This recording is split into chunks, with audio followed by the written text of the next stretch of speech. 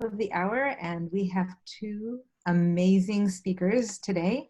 So I'm going to get started so that we can give each of them their time. I am really honored to introduce today's first speaker, the inaugural William Scheibel Term Chair in Neuroscience, Dr. Stephanie White. Stephanie was born and raised in Boston and did her undergraduate degree at the University of Connecticut, then went to Yale and to Harvard as a research assistant. Then she went to Stanford to do her PhD and a 3-year postdoc at Duke before she landed her first assistant professor job here at UCLA in 2000, where she stayed and prospered ever since. Like William Scheibel, her service to students has been truly outstanding. She herself has, in some way, mentored and guided 25 different graduate students that have worked in her lab, each of them winning numerous awards and going on to promising careers. Since 2013, she was vice chair, and since 2016, she's been chair of the Undergraduate Interdepartmental program in Neuroscience. And since 2016, she has served as assistant director for undergraduate education in the Brain Research Institute. She's also served as director of the Neural Systems and Behavior course at the Marine Biological Laboratory, a course that she herself took 25 years ago, from which stem nearly all of the nation's top neuroscientists. Stephanie has won multiple awards for teaching and mentoring excellence here at UCLA and nationally. She's also served on the program committee for the Society for Neuroscience, showing how broad and deep a reach her research and expertise has had. She has won recently a diversity award for her tireless advocacy and being an ally in the university and in our field. She has been an advocate and an activist for women and minorities since 1983, where she went on strike for 10 weeks for equal pay for women and minorities at Yale.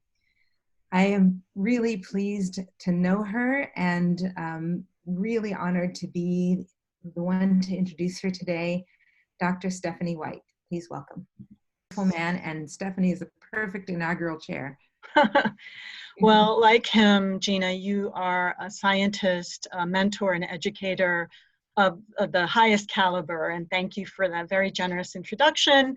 And I'm extremely grateful to Arnie Scheibel for bequeathing the funds to support this term chair, and I want to also thank the selection committee for choosing me as the inaugural term chair, and I want to thank everybody here today listening in on the call.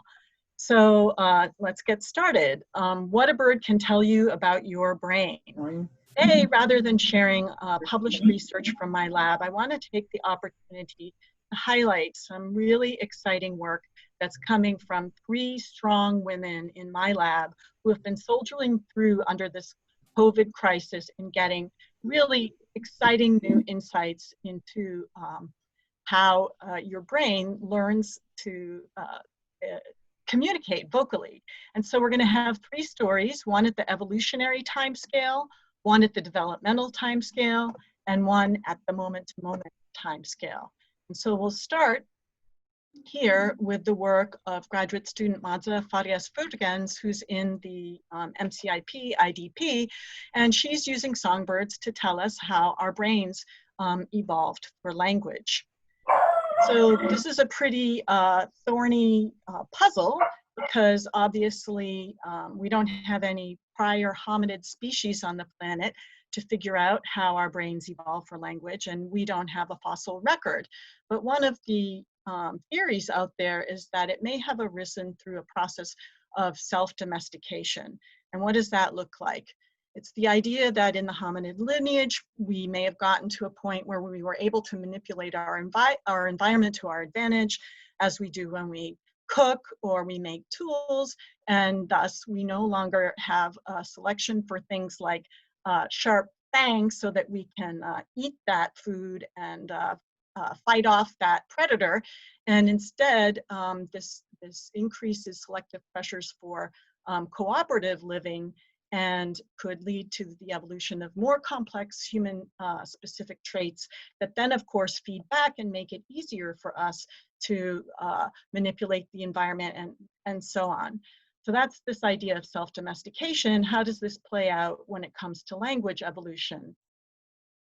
It could be that there were an increased overall intelligence as our brains grew, and that this ended up decreasing the pressure for stereotyped vocalizations and increasing selection for efficient vocal communication. And this includes this voluntary control of vocal behavior that we have when we're learning, when we're using to speak, when we're learning to speak and we're using speech. Sorry about that. And again, this would then feed back and serve to increase our overall intelligence. So this is a really elegant hypothesis, and how could we actually test this? Because of course we have no idea what the linguistic competencies are of our predecessors. And so for that we can turn to Charles Darwin, who advises us that the sounds uttered by birds offer in several respects the nearest analog to language.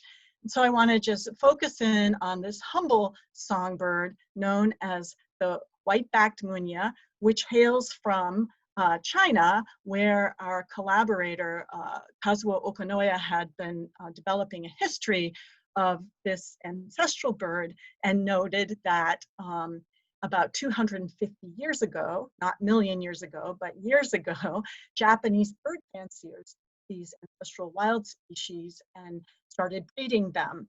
And then some of them got sent to Europe, and pretty soon they dispersed to different places, always being bred, but not being selected for anything other than possibly plumage. And yet, in those 250 years, a very remarkable thing has happened, and that the domestication has led to a more complex song. So here I'm showing you the white-backed munya, and that's the ancestral species, and here's the derived or domesticated Bengalese finch. That's what its name is now. And below, we're looking at spectrograms of its song, its courtship song, and what you can see are lots of syllables that get repeated, and we call this a motif. And if you look at the song then of the white-backed munya, it looks really similar. These motifs are not very different from rendition to rendition, and this is highlighted by the trajectory map underneath. Whereas in striking contrast, there's a lot more variability and complexity in the Bengalese finch song, and they can actually mix and match and go back and forth. And so we get this evolution of this very complex trait under this domesticated state. And so that's telling us about the behavior. What about the genomes? What has happened to their genomes in the last 250 years? Well, Madza has been working with our colleague Emilia Huerta Sanchez at Brown University, and has obtained and has started analyzing the genomes of 11 white-backed munyas, and these are hard birds to come by, as well as 11 different Bengalese finches. And in this early analysis, we're just looking at measures of heterozygosity, so how similar or shared are the alleles at single points, or is there some variability? And what you can see here is that overall, the ancestral species has greater levels of heterozygosity than the Bengalese finches do. And this is to be expected, so it's good news for us, because you can imagine when you go into a wild population with all the different individuals and you select out some and you start breeding them, you should actually end up decreasing their genetic variability. You're sort of creating a bottleneck. But what was way more interesting was when Madza zoomed out and looked at all of the different chromosomes, now starting with the first chromosome, and then going all the way over here to the sex chromosome, which in birds are Z chromosomes.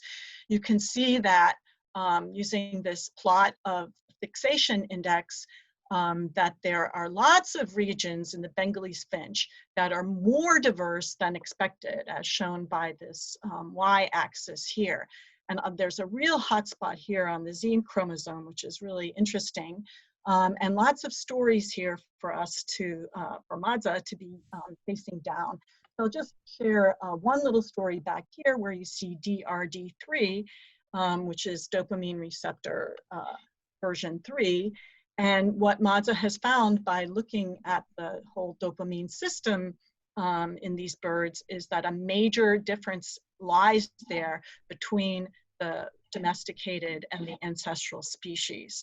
And so I'm showing you the FST values here with heat maps. So all these dark red ones are significantly different in the Bengalese finch, and then two other population genetics measures showing that the Tajima's D measure, which shows us that there's greater than predicted or neutral drift in the genes for the DRD3.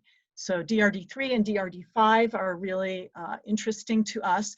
And this is also satisfying because studies in real time of song and song learning has shown that dopamine is really important for the reward system of singing a complex courtship song and getting the reward of having a mate.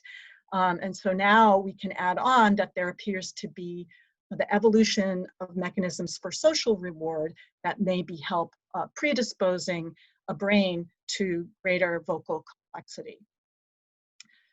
So now I'd like to turn to a developmental story, and this has been pioneered by an NSIDP graduate student, Caitlin Ammett, who's been using birds to identify and test drugs for speech disorders. And here she is using the tried and true species that most of us study in the lab, the zebra finch, and recognizing that this is really an excellent model for trying to get at speech disorders and to remediate them because of all these similarities between humans and songbirds. Both human and songbirds exhibit this trait of vocal learning. To learn, they have to have social interactions, first with their parents. This learning happens best in developmental critical periods. In order to learn, you have to be able to hear what you want to sound like, and you have to be able to hear yourself to see if you're making a good match. And then perhaps not so intuitive that despite humans and songbirds not having an ancestor with the vocal learning capacity, through convergent evolution, there's actually shared neural circuitry and neurogenetics for song and speech. So let's just touch on a couple of these. Like humans, songbirds start out with an early critical period where they're just listening to each other, listening to the sounds around them, not making noises themselves, figuring out how they're supposed to sound. But then later on, they enter a sensory motor critical period where they start trying to talk, or birds start trying to sing what we call subsong. And so the songbird terms for these two critical periods are first sensory acquisition and then sensory motor learning. So that's the shared critical periods. What about shared gene transcription profiles? Well, the most comprehensive analysis yet comes from Eric Jarvis's lab, who used the Allen Brain Atlas to profile the transcriptional patterns in different parts of the human brain, and then actually compare them to different parts of the zebrafinch brain. So this is a sagittal schematic of the zebrafinch brain in this orientation here, and all these blobs are actually sets of neurons that are all dedicated to the task of vocal learning and vocal production, and nicely organized in the bird brain, made it easier for us to link brain and behavior. And what Eric found is that there is actually more similarity in the transcriptional profiles between human laryngeal motor cortex and the primary motor cortex in the bird that controls the muscles of phonation than there is between a human region here and a macaque region here. And likewise, there's another region here in the basal ganglia where the human putamen transcriptional profile is most similar to this cryptically named area X, which is just the set of neurons within the bird basal ganglia that are dedicated to vocal learning. So this really gives us a green light, and in particular, Caitlin, a green light for trying to look at how we could use songbirds to get at speech deficits. And she was really mining data from one of our prior papers way back when people used microarrays to look at gene expression. And here I'm showing you a dendrogram of a bunch of probes on the microarrays. And these are genes, or they hybridized to genes in area X that were actually activated when the birds were singing. And so what you can see here in this group of genes that are falling into this blue song module is that these genes are highly and tightly upregulated when the bird sings. This is a heat map down here. So whether it's singing or silent, and it's also highly correlated to, if it sings, how much it sings. So Caitlin took a deep dive into this so-called song module and discovered that within it were two genes that are actually host genes for a really interesting microRNA known as miR-128. Now, why was Caitlin interested in miR-128? Because she knew that it was one of the most highly brain-enriched microRNAs in songbirds and humans, that in mammals, its expression increases over pre- and postnatal development and peaks in adulthood, and that within the basal ganglia, it actually constrains medium spining neuron excitability. It promotes neuronal differentiation and maturation, but inhibits neural stem cell renewal, and it's a negative regulator of neuronal migration. And interestingly, it's work of Dan Gashrin's group has shown it's aberrantly upregulated in the brains of patients with autism spectrum disorder. And as you know, one of the phenotypes of these patients is social communication deficits, and these can even be verbal or language deficits. So one hypothesis arose to Caitlin then was that perhaps this increase of miR-128 overdevelopment was somehow serving to constrain plasticity and promote maturation and could contribute to critical period closure. So to get at this, she thought, what can I use to manipulate different levels of miR-128? And looking in the cancer literature, she found that there's this compound called ginsenoside, which is an extract of the herbal root, Chinese root ginseng. And this was purported to decrease miR-128 in cancer cell lines. So she went ahead and decided to administer this to our birds to see if it would actually downregulate miR-128 in them. So she gave them oral doses of ginsenoside mixed in almond nut milk, or she gave them just nut milk alone. And sure enough, as with the cancer cells, the treatment decreased miR-128, specifically within this basal ganglia region that we're very excited about called Area X. So with that in hand, she said, can I actually use this as a therapeutic?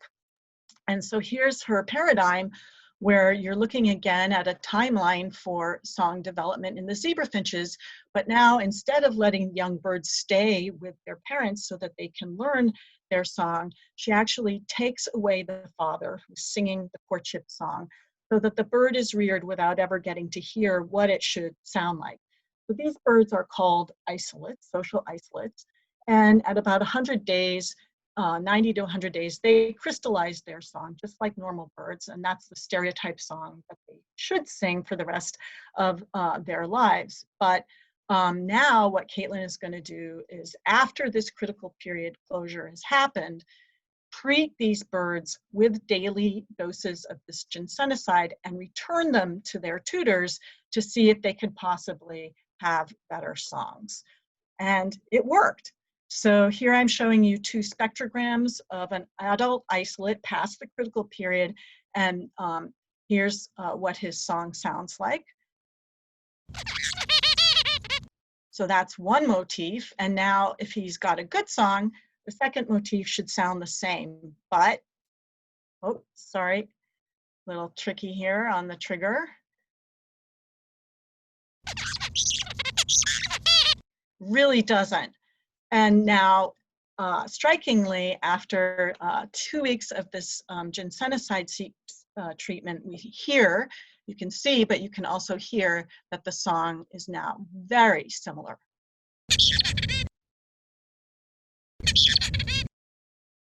Great, so that was very exciting, but this is a peripheral dose and we don't really know where it's acting. So to try to pinpoint and mechanistically account for how the ginsenoside could be acting, Caitlin adapted a construct that had been previously tested in rodents, a miR-128 sponge that's going to bind to miR-128 and prevent it from targeting its gene targets.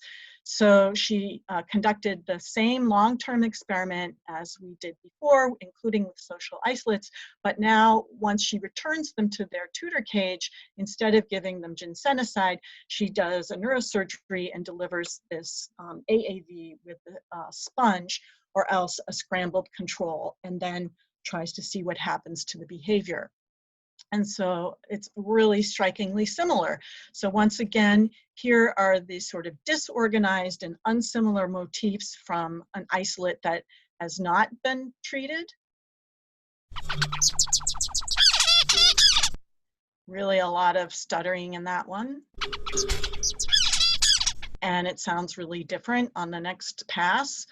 But after the sponge,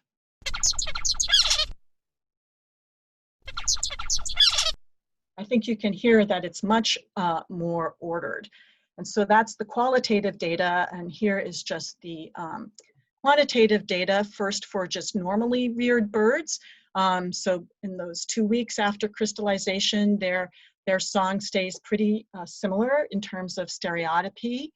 And then in the isolates that received the scramble control, we have a low level of stereotypy. But in the birds that actually got the sponge to mop up miR-128, we have improved stereotypy. And another really interesting feature about this is that one of the most stereotyped things you can have is a stutter, where the bird just goes, bop, bop, bop, bop, bop, bop, bop, and that is not preferred by females. And interestingly, the miR-128 inhibition actually reduced stutter. So when she's looking at the average number of stutters pre and post-treatment, there is a reduction of stutter in these social isolates. So it's not just making song as stereotyped as possible, as actually enhancing the order. So we're really thrilled about this. And now to try to get a handle on how these changes are happening at the transcriptional level, we're very excited to partner with Roy Woolman's lab here and his graduate student Zachary Heminger to conduct merfish studies on the area X samples of Caitlin's normally reared birds, birds that were reared as isolates, and birds that received these treatments, specifically the miR-128 sponge. And why we're excited about merfish, as you may know, it's just a really fancy version of in situ hybridization where you can get multiple genes, like, you know, upwards of 1,000 transcripts per cell. And you can, oh, I'm sorry, that's not right, that's DropSeq. This one you can get around 200 transcripts per cell. And you can characterize the cellular subtypes, and that's a good goal for us because area X is a mix of many different striatal and palatal subtypes. And then Caitlin will be able to characterize the changes in gene expression specifically in the cells that received her constructs. And we'll be able to look at some other interesting things that go on in bird brains like striatal neurogenesis and look for genes that show us that we have activity-dependent regulation and focus on hub genes and autism genes from our prior studies on bulk sequencing and microarrays. And so I'm very excited to show you this preliminary data that we just got yesterday. So what is this? This is a Z-stack through 10 microns of area X of a zebrafinch brain, and in white are the cell nuclei, and in the two different pseudo colors are showing, these are spots that are coding barcodes for different genes. And so this is just the very first picture, and there'll be multiple rounds of hybridization so that we get 18 different barcodes on there that will allow us to identify the transcripts in these cells. And that should be happening by the end of the week.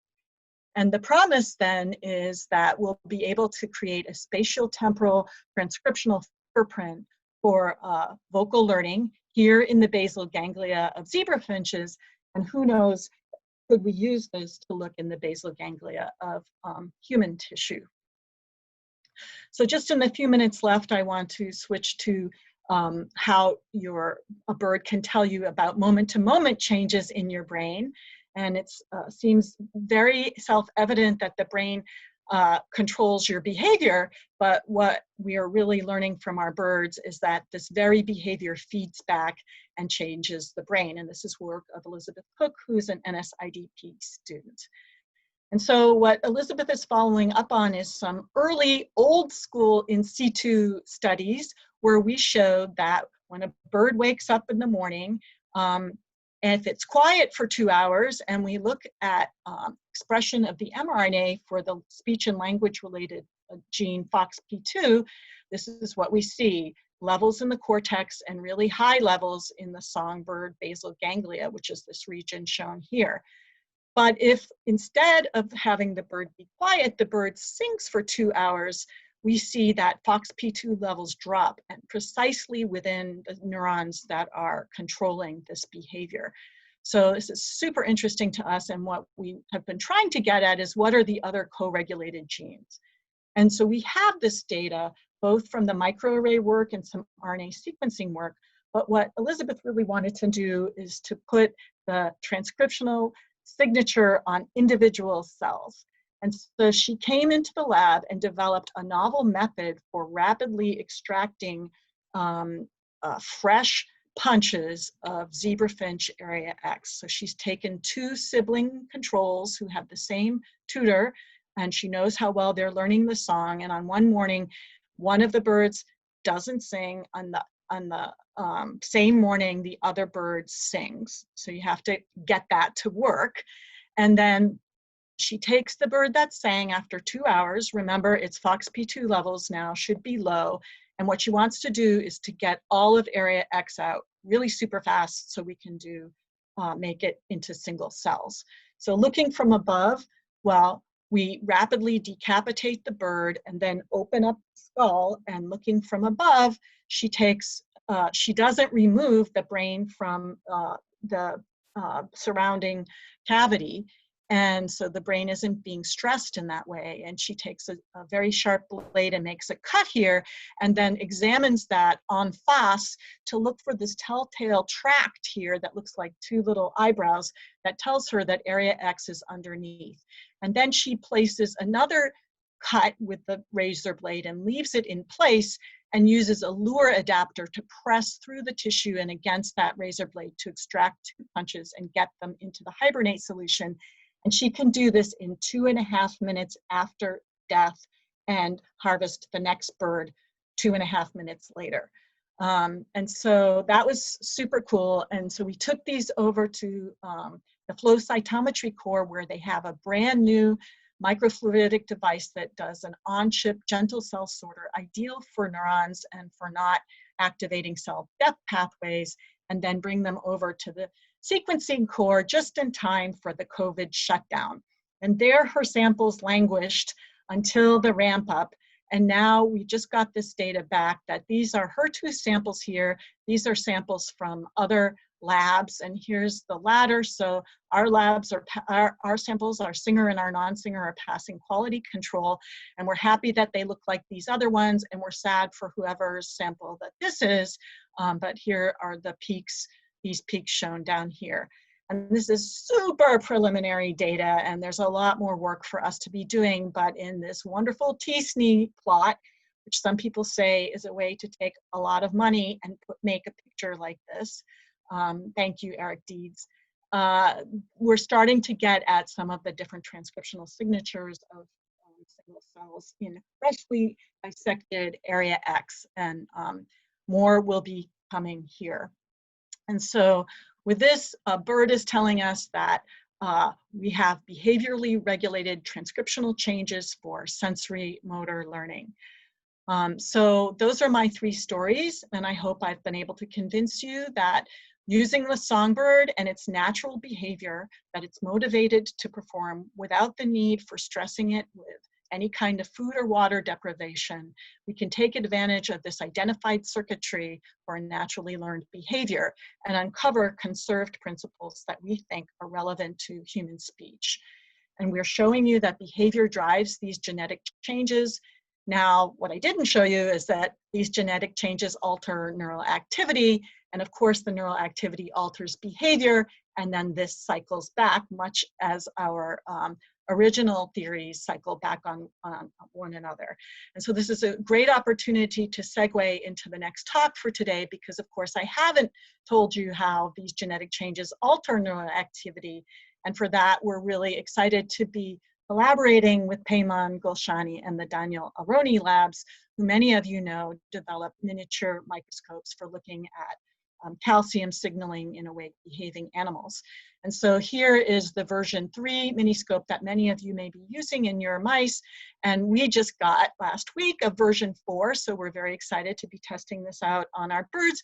And Daniel is developing a version Z for the zebra finches, which will be worn as shown, and there'll be this stylish little backpack on the back of the bird that'll hold the battery and the microphone so that we can reduce the weight, since the average zebrafinch weighs about 12 grams compared to mice at about 25. So we hope we'll be able to come full circle and link changes in neuronal activity with these transcriptional changes that I've been sharing with you. So with that, I'd like to thank my group here. This is our Halloween picture with a heavily featured zebrafinch theme and witch theme, and also our collaborators here at UCLA, some of whom I've mentioned, and at Brown, at Riken, at Bio-Rad, a former grad student, and my funding, and most and foremost, Dr.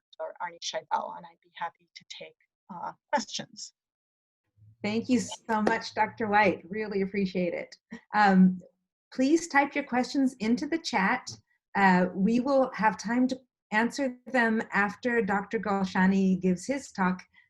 So if that's all right, just type your questions or comments into the chat, and Dr. White will be available after Dr. GOLSHANI's talk to answer them. Thank you so much. And let's have our next introducer. Thank you, Gina.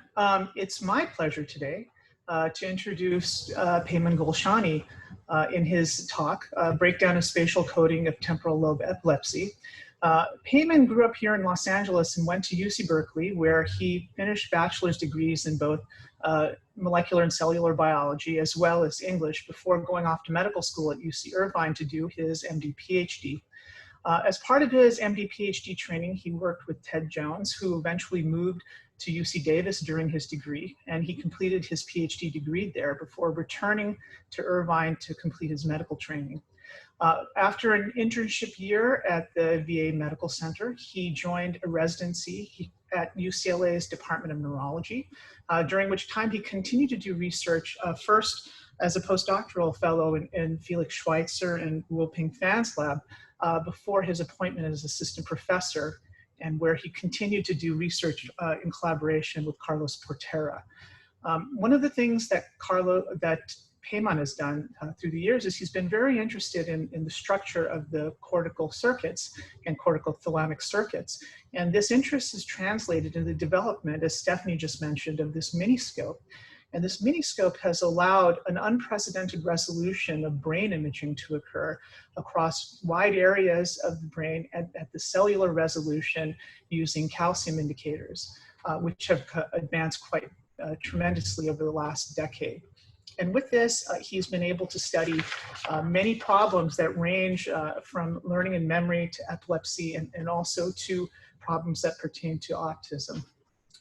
PEYMAN is now a professor in residence in both the departments of neurology as well as psychiatry, and the Carol Moss Spivak Scholar. So PEYMAN.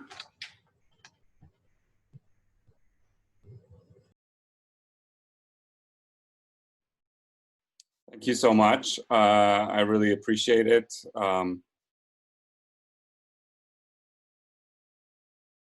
I can figure out how to play my, there we go.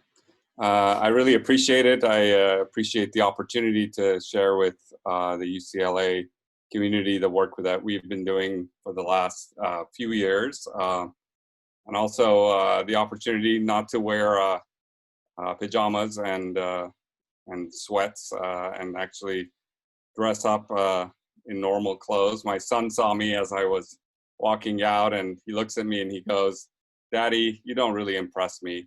And I And I knew that was the theme for the rest of the day. I'm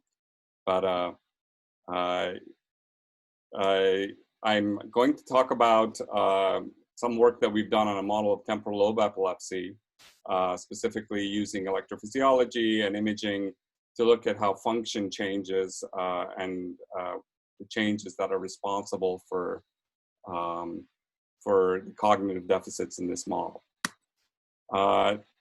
Before I start, I wanted to give credit where credit was due. The work was led by Tristan Schumann, who was a postdoc in the lab and is now an assistant professor at Mount Sinai. He really drove the project. This was done in collaboration with Daniel Aaroni and Denise Guy. Daniel, as you know, is the inventor of the miniature microscope, the miniscope, and built the latest versions of the miniature microscope, the wire-free scope that I'm going to be talking to you about. He also played a big role in the design of these experiments and in the analysis specifically. He analyzed all the data. And also Denise Kai, who's also at Mount Sinai as an assistant professor, she played a very big role in the project as well. Daniel is an assistant professor here, really driving the miniscope technology development. I also wanted to acknowledge Alcina Silva and Baljit Kak, the two people that we started the miniscope project with. And it's really, their collaboration has been critical for developing this technology and making it open source and distributing it to the community around the world. I'm going to talk about temporal lobe epilepsy. Temporal lobe epilepsy is one of the most frequent forms of epilepsy in adults.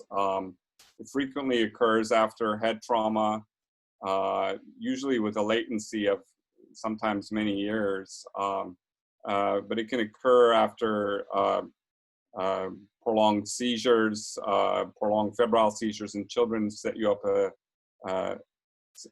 create the risk of having temporal lobe epilepsy later. And sometimes it happens, there's no obvious cause. Individuals with temporal lobe epilepsy have what we call complex partial seizures. These are seizures where the individual maybe stares ahead, maybe walks around a little bit like a zombie, maybe picks at themselves, or smacks their lips. These seizures could sort of go away on their own, or they could evolve into generalized seizures, which are the grand mal seizures everyone is more familiar with, probably. A significant proportion of individuals with temporal lobe epilepsy are refractory to medications. And I see these patients in my own clinic, and we frequently put them on one medication, sometimes two, and add the third, and then swap out the medications, and they don't really respond. Many of them become candidates for epilepsy surgery, and they can be, their seizures can be dramatically reduced, or they can be even cured. But one thing that even in between seizures, let's say an individual could have a complex partial seizure once every week or two, and a generalized tonic-clonic seizure, let's say once every month or two. In between these periods of seizure activity, the individuals have fairly significant cognitive disability, and specifically deficits in memory, both short-term and long-term. If you were to do an MRI, which we frequently do on patients, what you would find is that usually on one side, the hippocampus is shrunken, it's bright on a T2 MRI scan, and if you were to actually cut sections, you would see cell death in numerous regions in addition to sprouting. Specifically, there's replicated reports of interneuron death in the dentate gyrus and within CA1. Also, cell death of CA1 neurons, the mossy cells in the hippocampus and the dentate gyrus also die, and there's a great deal of sprouting, specifically in the dentate gyrus granule cells to their neighboring neurons. So lots of connections are forming where they shouldn't form, cells are dying, and this network reorganization and cell death eventually leads to spontaneous seizures and cognitive deficits, but we don't exactly know why and what changes in network dynamics lead to these changes. The reason why we want to look at network dynamics is that we want to understand how these patterns of activity are changing. Maybe we can come in and sort of revert these activity patterns back to normal. Maybe we can identify a sort of a critical period before which these deficits have been consolidated, and we can intervene with drugs or other therapeutic modalities. So the main questions that we wanted to ask are regarding the dynamics of the population. Specifically, how do GABAergic interneurons change their phase lock firing patterns? In the TLE model, we hypothesized that it's the GABAergic neurons that are driving many of these cognitive deficits. How does this impact the precision and stability of place-related firings in CA1 excitatory neurons? So CA1 has neurons that fire in specific locations. These are the place cells that have been recorded.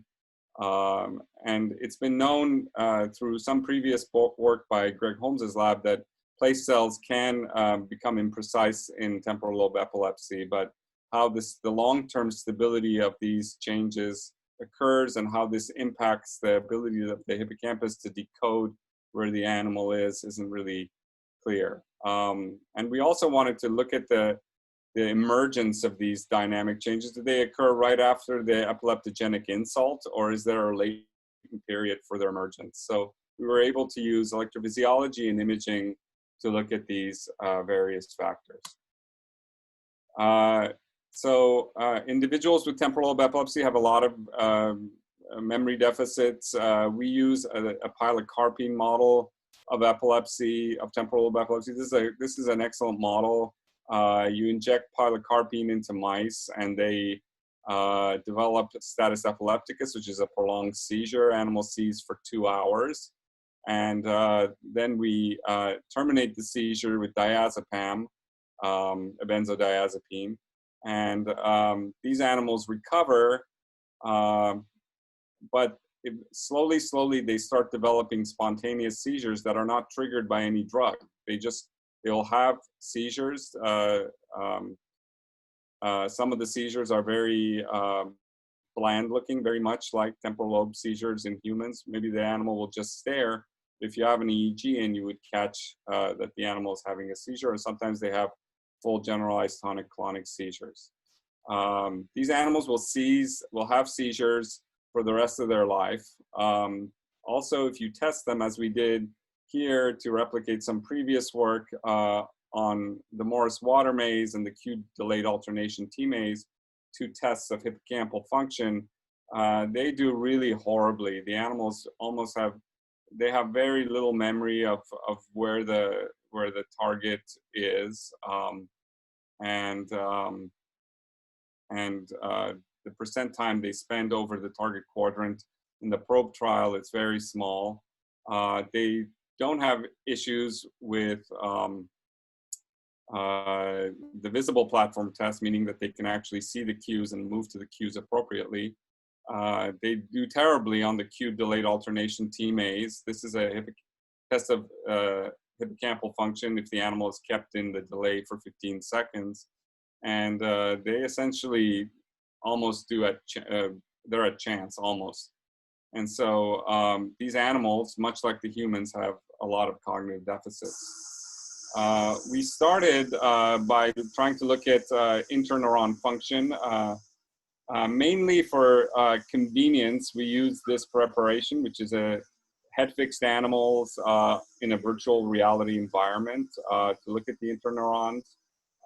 At that time, we didn't have the ability to do electrophysiology in freely behaving animals, and head-fixed animals allow silicon probe recordings, which are fairly straightforward to do. The animals are trained to run on this virtual environment. Here they're making decisions, but the ones that for this study, the animals were actually just running up and down this virtual track. We inserted silicon probes that were developed by Sotiris Masmanidis, who was an excellent collaborator of ours. These probes are really the best out there, which Sotiris has manufactured. We inserted these probes. He not only helped with the probes, but also with setting up the data acquisition and helping us analyze the data. We inserted these probes into the hippocampus such that they spanned all the way from CA1 down into the dentate gyrus, into the hilus. And we were able to record local field potentials. Here you can see the theta oscillations when the animals run, and also record the action potential firing of specific interneurons, both in the dentate and in CA1. And what you can see here is, as shown before, the theta oscillations in the epileptic animals, shown in red, are attenuated. The power is much less. And so this was you can see the theta oscillations at the highest power in the Loconosum moleculaire, but they're greatly diminished. But not only that, but their coherence, especially the coherence between the dentate and the CA1, was dramatically reduced. So this sort of gave us a hint that there may be some issue with synchronization between the dentate and the CA1. And so we recorded from interneurons using these silicon probes and recorded the theta oscillations in the CA1 layer. We recorded CA1 interneurons, and these neurons, you can see by the modulation index above, their depth of modulation, or their R value, is somewhat decreased, meaning that they don't really fire along with theta as strongly as the controls in the epileptics. However, the most dramatic finding was in the dentate gyrus interneurons. They completely lose their phase preference for the theta oscillations recorded in the CA1 layer, such that in one, you see that they're firing pretty much near the trough or the falling phase in the control, but now in the epileptics, they're firing really at all phases. So even though it's pretty apparent that now the synchronization between the dentate interneurons and the CA1 interneurons has been significantly disrupted with respect to theta oscillations. So we were curious that since there's this fairly dramatic interneuron firing alterations in synchrony, how does this impact the place fields? We know that there was some early work on place fields being less precise in a model of epilepsy. But we were more interested in looking at the evolution of this deficit and the stability of these place fields across time. So we used microscopy, and this is a Larson joke slide, to show you that we were trying to use microscopes to look at brain activity in these animals. To do this, we used the mini scopes that Daniel developed. These mini scopes were first developed by Mark Schnitzer's lab, but open sourced by our group, essentially constructed by Daniel Aaroni, and open source to the large scale community around the world. Now we have over 500 labs building and using them at very, very low cost. You can essentially do calcium imaging really any part of the brain that you want, as long as you can insert a lens into this specific structure. We've succeeded almost everywhere except for the thalamus, and we don't know why the thalamus is eluding us, but we can really record anywhere. The lens can be between 1/2 millimeter to 2 millimeters, and so it will disrupt the overlying tissue, but it does allow you to do calcium imaging and record from specific cells over many, many weeks. You can come back to the same cell and look at the firing of that cell across time. And that's why we use this microscopy technique.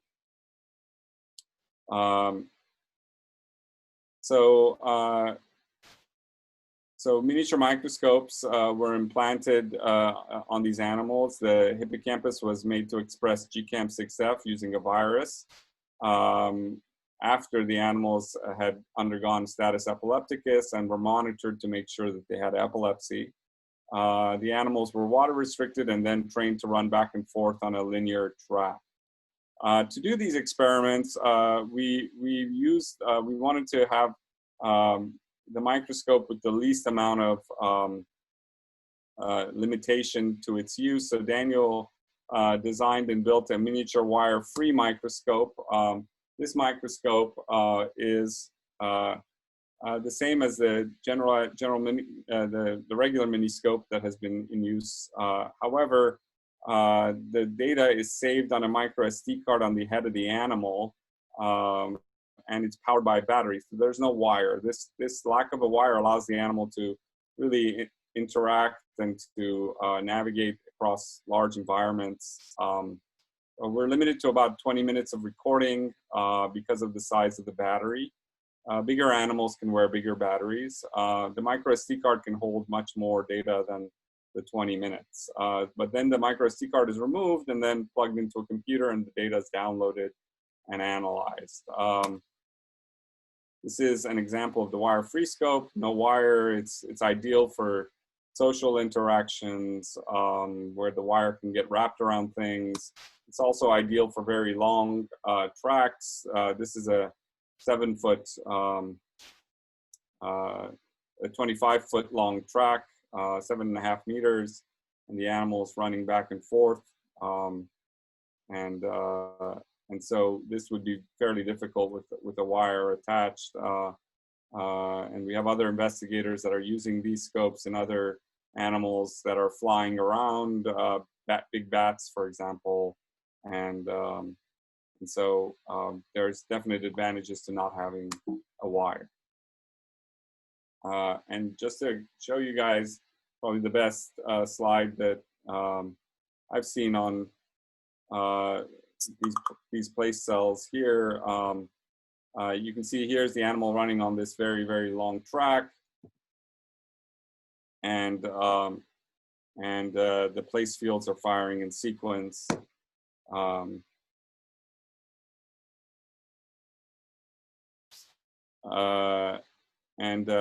They're fairly stable, meaning that they fire in the same locations. You can use this regularity of firing of these place fields even in this very, very long track to decode where the animal is in space. The black line is where the mouse is actually in space, and the red line is where a decoder that's been trained on previous sessions predicts the animal where the animal is. And so, it does a pretty good job predicting the direction that the animal is running and also the location of the animal. Sometimes it jumps around, but it's fairly accurate. And this decoder hasn't really been optimized not to jump around. It's just reading out the network activity pattern at that particular time to give the best guess where the animal is in space. So these are tools that we will use, the wire-free scope and these decoders, to look at epilepsy. So when you look at place fields in epilepsy, here are a large number of cells and their activities plotted. Each red line is the average activity across a bunch of laps that the animals ran. If you just focus on the control, you can see in the top, these place fields, each of the white lines is a single lap the animal's running. They're pretty, they fire in a very specific location on the track, and the firing is very reliable. They fire in the same location, and nearly every lap the firing is in the same place. And if you go down, you'll see more and more cells with very specific firing. If you look at the pilocarpine animal or the epileptic animal, you'll see that these place fields are now very broad and imprecise. If you just looked at their single cell's activity, you would have more of a difficult time predicting where the animal is in space. They're also, a lot of times the place fields are, they don't fire on every lap, and they may fire in different locations, in different laps, they jump around. And so the red here, which represents the place fields, really does show that even the cells that make the criteria for being place cells are imprecise and unstable. We quantified these using stability and information content scores. Information content gives you an idea of precision, how well can you predict where the animal is, and stability is the correlation between different laps of running. And both the stability and the information content dramatically are reduced in the epileptic animals. And you can see this when you separate the two populations into place cells and non-place cells. They're both affected, but the number of place cells is dramatically decreased in the epileptic animals. You can see this if you plot the firing across each trajectory, each run. These are actually 6,000 cells that were recorded with the miniaturized microscope, and they are ordered by where the cell fired best. You can see that the pilo animals, there's fewer of the place cells, even though we recorded the same number of cells in both groups of animals. And also their place firings are a bit broader. When we looked at stability, we can record the activity patterns of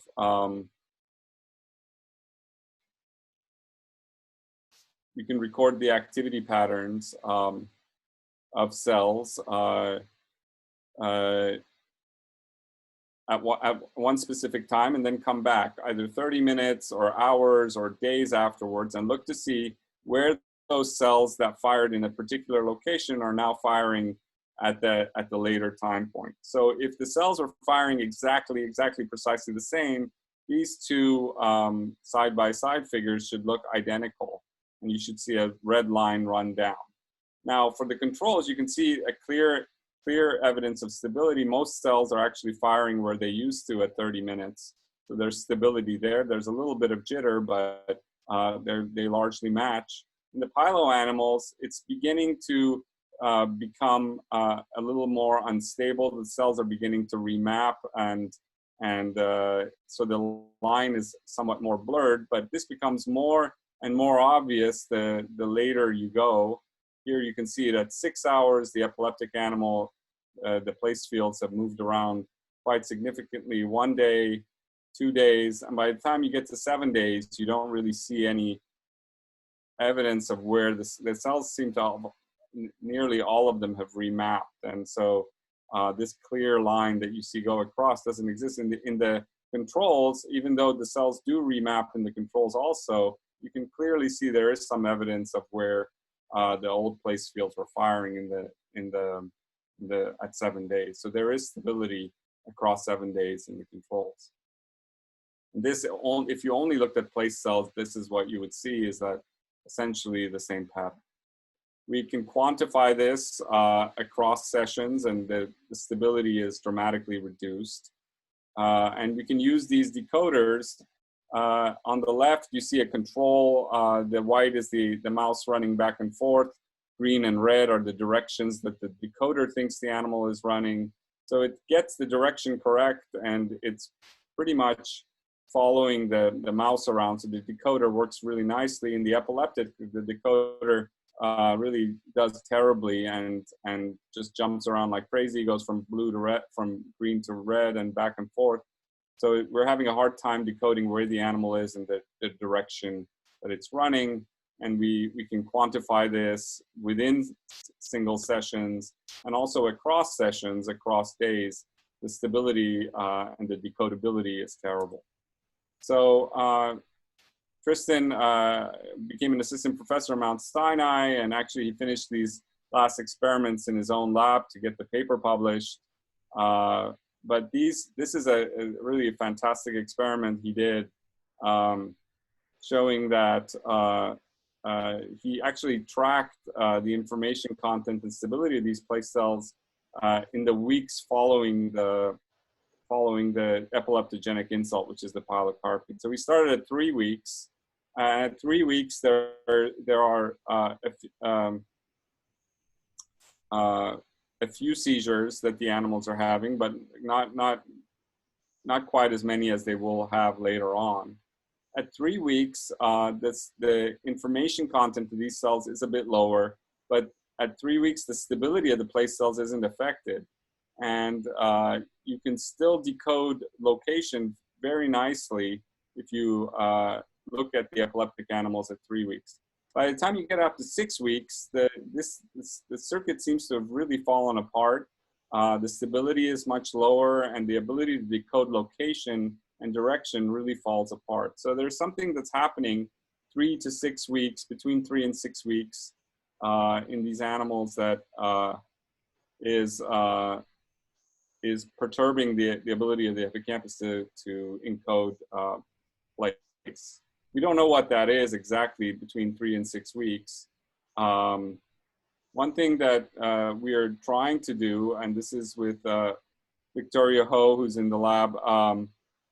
She's a neurology fellow, and she's been doing RNA-seq at 3 and 6 weeks to really understand transcriptomic changes in this model. The data is still being collected, but this is a direction that we're going to really understand what is changing and whether transcriptomics gives us sort of an unbiased idea of what may be changing between these two time points. To somehow get a little bit more of a mechanism, we collaborated with Iada Poirazi's lab. She's in Crete, and Spiridon Chavlis, the postdoc in her lab. She created computational models that were fairly realistic and had different types of interneurons in the computational model. These models could generate, it's a model of CA1, and they receive grid-like. Did you find it? You didn't find it? They receive grid-like inputs from entorhinal cortex and place cell inputs from VG, and give rise to place cell outputs. We were curious, is this loss of place field information due to loss of interneurons, or is it due to desynchronization? When we decrease interneurons to a similar percentage as we see in that other people have seen in their histological recordings, we don't really see a change in stability or in the percentage of place cells or in the information content. But desynchronization of inputs really plays a big role. In fact, we have to reduce interneurons to very huge levels to get any effect on information content. This is not what we see in epilepsy. And the stability actually went up if you decrease the interneurons. So it seems like a change in interneuron numbers does not really explain the difference. And the desynchronization is more likely to explain the difference. Finally, we did some dread experiments, and we expressed inhibitory dreads, HM4DI, in somatostatin or parvalbumin positive neurons. We did slice recordings and showed that these neurons are actually hyperpolarized effectively by the dreads. And then we expressed these dreads and tried to see if we could, in wild type animals, and tried to see if we could alter, this is in non-epileptic animals, tried to alter the precision or stability or the percent of place cells. We were unable to change really any of these parameters, even though when we inhibited PV cells, the cell's activity patterns really went up. This is, again, it's a negative result, but it is suggestive that it's not a change in inhibitory neuron percentage, but more likely this desynchronization is playing a role. So I'll just stop here. We're at past 30 minutes. To conclude, we can model epilepsy in these animals. We can see dramatic cognitive deficits, a decrease in place field numbers, decrease in the precision and stability of place fields, and a desynchronization of interneurons between dentate and CA1. So these are functional parameters which may, which actually may be underlying this altered cognition. There are other experiments that are planned to see if we can resynchronize the hippocampus and rescue some of the behavioral or physiological parameters. Before I stop, I wanted to give a plug for miniscope.org, which is distributed, it's been the main venue for open source distribution of our miniature microscopes all around the world, and we've given many workshops. We give one every year now, and several thousand people are on this website.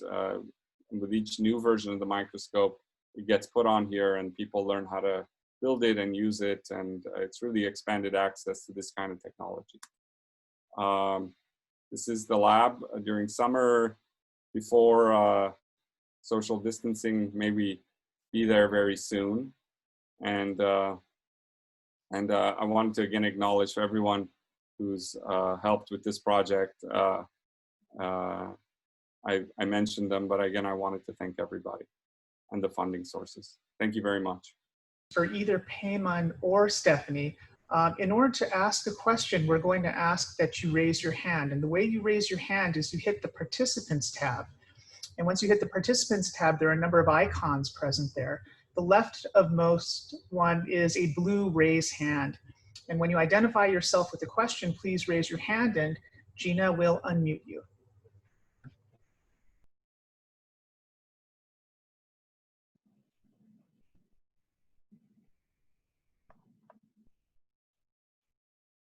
Everybody nod at once, please. There were a couple of questions on, and I know that Dr. White has been busy. Actually, there's also for Dr. GOLSHANI. Dr. White, do you want to answer a question from the chat for us? Sure.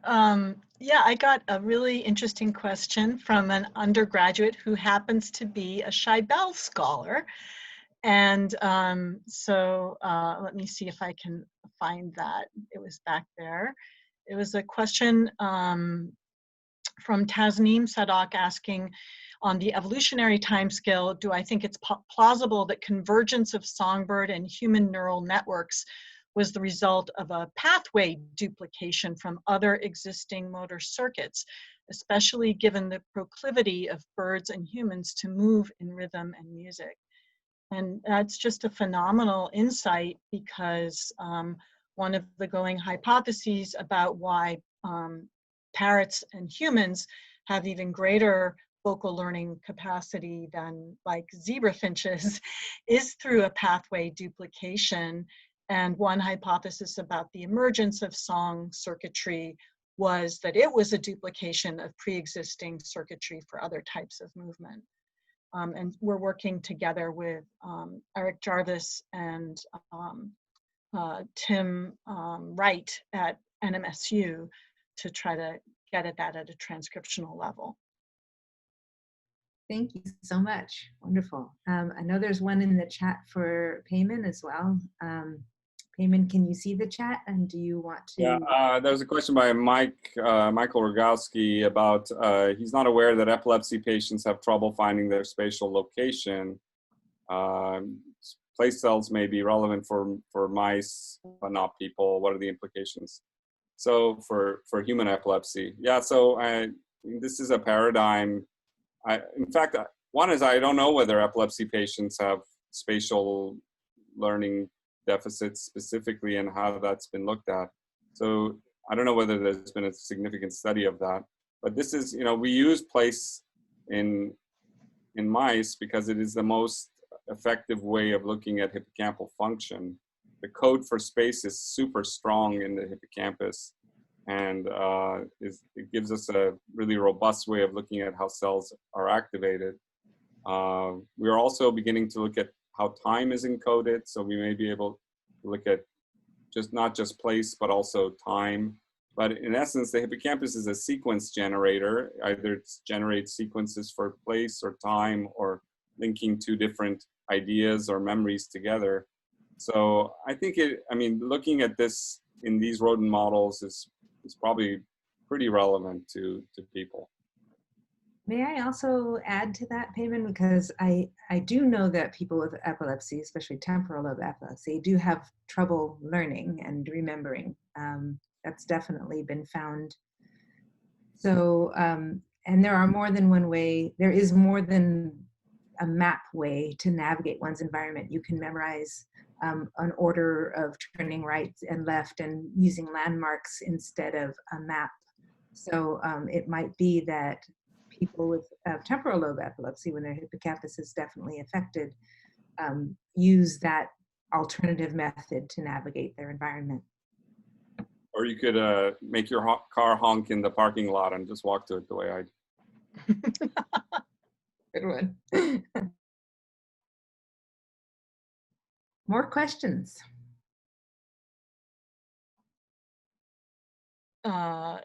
Could this ginsenoside be reactivating the bird's critical period by inhibiting miR-128 expression? And that really is the hypothesis. And what will be really great in the MERFISH data is, we should be able to see altered levels of the genes that miR-128 targets. And that will be really, those will be ones that'll be very interesting to try to understand how they're playing a role in critical period closure. Great, thank you. So again, I'll just remind people that they can raise their hand, and if they click the participants button at the very bottom of the Zoom screen, and then go to the right panel, and it will say your name, and you could just put your hand up if you have want to ask orally any questions to Dr. White and Dr. GOLSHANI. Certainly, you're welcome to also type it in to the chat window. Well, I have a question for PEYMAN. You intrigued me. So you've got bats flying with miniscopes. Can you say anything about it? Yeah, Michael Yartsev is putting miniscopes on bats. He's tried ours and other versions that are out there. The bats can carry a tremendous amount of weight. He's recording in multiple structures, including the hippocampus, and so his goal is to look at place fields in 3D and also social cells and such. So I think the fact that the bats can carry a lot of weight, you can put a very large battery on their heads and record for very long periods of time. The microscopes can also be triggered. And so I think it's really a great way to go with those animals. Yeah, very exciting to get the Z dimension in. Yeah.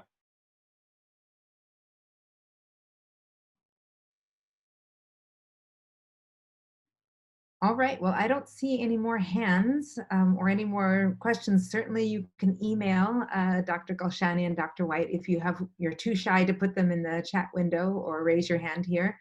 Thank you so much, both of you, for a beautiful talk, and I really look forward to seeing more results from your labs. Thank you.